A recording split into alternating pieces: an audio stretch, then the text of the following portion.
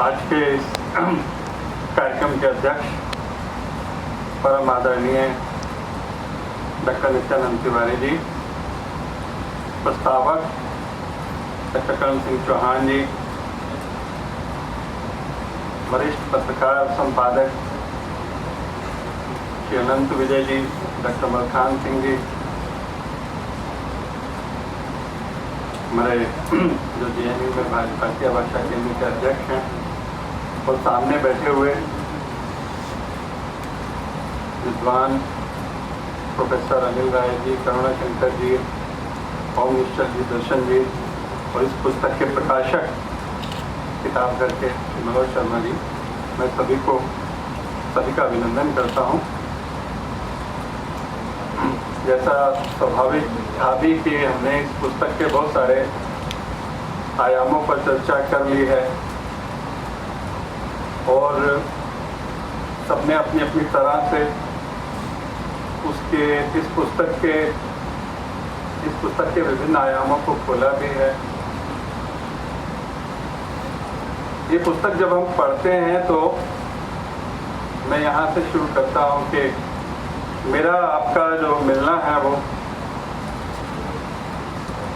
जब मैं अभी थोड़े दिन पहले कर्नाटक की यात्रा पर था तो वहाँ एक कार्यक्रम में आपसे मिल रहा हूँ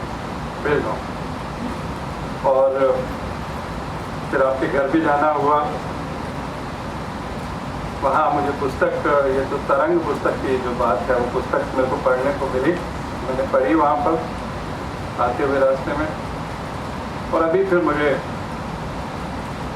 इस पुस्तक पर चर्चा का अवसर मिला। इसका एक महत्व है क्योंकि ये कर्नाटक और महाराष्ट्र के बॉर्डर पर रहते हैं, तो उसका एक महत्व इस पुस्तक की दृष्टि से ये है कि पहली बार किसी उत्तर भारतीय ने मैं देख रहा हूँ कि महाराष्ट्र में भी क्रांति का इतिहास लिखा। हम यहाँ का इतिहास तो स्वाभाविक रूप से जब वो पूर्वी उत्तर प्रदेश का इतिहास लिखते हैं तो हम समझ सकते हैं कि ये पूर्वी उत्तर प्रदेश से हैं, यहाँ पर इनका जन्म हुआ है, और शायद उसको बृहद रूप से पढ़ने पर हमें हमारे स्वतंत्रता आंदोलन का, क्रांति का, और मैं तो कहूँगा कि राष्ट्रीयता का भी इतिहास समझने और परिप्रेक्ष्य समझने में आसानी होगी।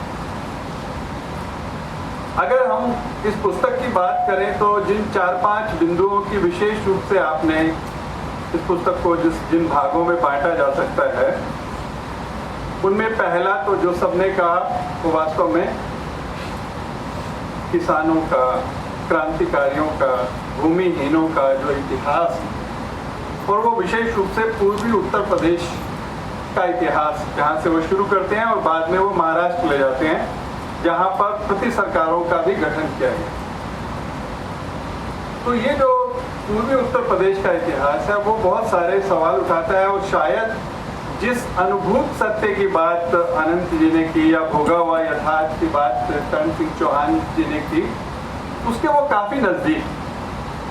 क्योंकि जब वो अपने गांव की बात करते हैं, अपने बाजार की बात करते हैं, जैसा कि उल्लेख हुआ, रास्तों की बात करते हैं, चरित्रों की बात करते हैं, इलाहाबाद की बात करते हैं, तो वो सारी चीजें ऐसी हैं जिनको वो बचपन से ही बहुत अच्छी तरह से जानते हैं। इस कारण से उस इतिहास की प्रामाणिकता और उसके कारण से लेखक की प्रामाणिकता, क्योंकि बहुत सारी चीजें जो मिलती हैं वो हमको ड्राइंग रूम राइटिंग के रूप में मिलती है, और शायद हम उसको इस रूप में जानते हैं कि ये ठीक है लिखा तो गया, परंतु इसमें सत्य कितना है। तो वो जो जिस अनुभूत सत्य की बात की गई, ये पूर्वी उत्तर प्रदेश का जो आंदोलन है उसको ठीक से समझना, उसके ठीक परिप्रेक्ष्य को समझना, उसके विभिन्न आयामों को समझना, ये एक बहुत महत्वपूर्ण काम इस उपन्यास के माध्यम से हुआ। ये भी ठीक कहा गया कि आज़ादी के 75वें वर्ष में इसकी आवश्यकता है। इसमें जो मैं समझता हूँ कि जब हम इतिहास की बात कर रहे हैं, तो मैं अभी 2021 में जिनको नोबेल पुरस्कार मिला केन्या के लेखक, उनकी एक बात मुझे ध्यान में आती है और मुझे वो बड़ी प्रासंगिक सी लगती है। वो ये कहते हैं कि जब उपनिवेशवाद अपने प्रभाव डालता है तो वो जल्दी समाप्त नहीं होती। हमें दशकों नहीं सदियां लग जाती हैं उसको समाप्त करने। इसलिए इस देश को समझने के लिए इस देश के ही लेखकों, इस देश के ही विद्वानों, इस देश के ही चिंतकों की आवश्यकता है, जो कि इस देश को समझ सके। अन्यथा हमारा इतिहास, हमारा सामाजिक ज्ञान इतना विकृत हो सकता है, उसके कारण से ही हम देखते हैं कि देश के इतने टुकड़े हुए और देश में इस तरह की मांगे सामने आती है। ये कोई कहना चाहिए कि मैं अभी तमिलनाडु में था, एक कार्यक्रम की अध्यक्षता कर रहा था। उस कार्यक्रम में कुछ वक्ता बोल रहे थे और मुझे बड़ा आश्चर्य हुआ कि उन 10 में से 6 वक्ताओं ने, या ज्यादा भी हो सकते हैं, आर्यन इन्वेजन थ्योरी की बात, कि आर्यों का आक्रमण हुआ और फिर ऐसे दक्षिण में लोग चले गए। शायद ये हमारे लिए कोई महत्व ना हो कि आर्यन इन्वेजन थ्योरी जब हम उत्तर में बात करते हैं। मैंने यहाँ पर इतने कार्यक्रमों में शायद ही उसका कभी कभार जिक्र सुना हो, लेकिन तमिलनाडु में एक वो वास्तविकता है, उसको समझना होगा और उन्हें समझाना होगा कि एक तथ्यों पर आधारित नहीं है, ये इतिहास का एक विकृत रूप है। उसमें चाहे हम गांधी जी के शिष्य धर्मपाल की जो पुस्तक है द ब्यूटीफुल ट्री का एग्जाम्पल देते हैं। मेरे कहने का आशय ये है कि जो उपनिवेशवाद ने इस देश का इतिहास लिखा, हमारे जिलों का इतिहास लिखा, हमारे वर्गों का इतिहास लिखा है, उससे उबरने की एक महत्वपूर्ण आवश्यकता है और इस महत्वपूर्ण आवश्यकता को कमलकांत जी पूरा करते हैं। दूसरा उसका जो आयाम है, वो दूसरा आयाम उसका ये है कि क्रांतिकारियों की कथा, वो क्रांतिकारी जिनका जीवन अनिश्चित है,